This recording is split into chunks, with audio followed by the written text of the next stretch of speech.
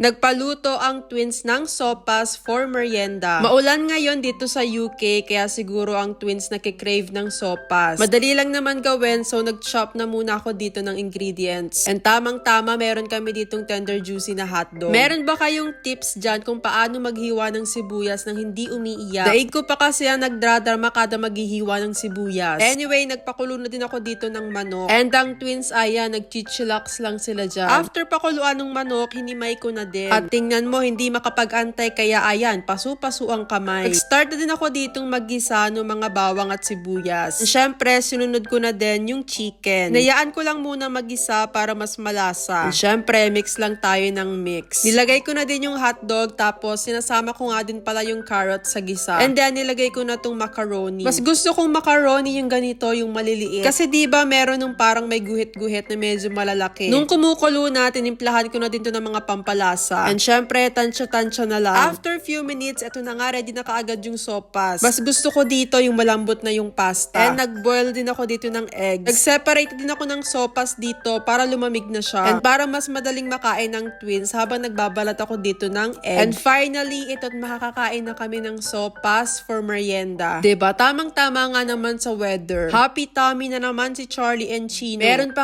nga kaming natirang sopas para bukas naman sa aming umagahan.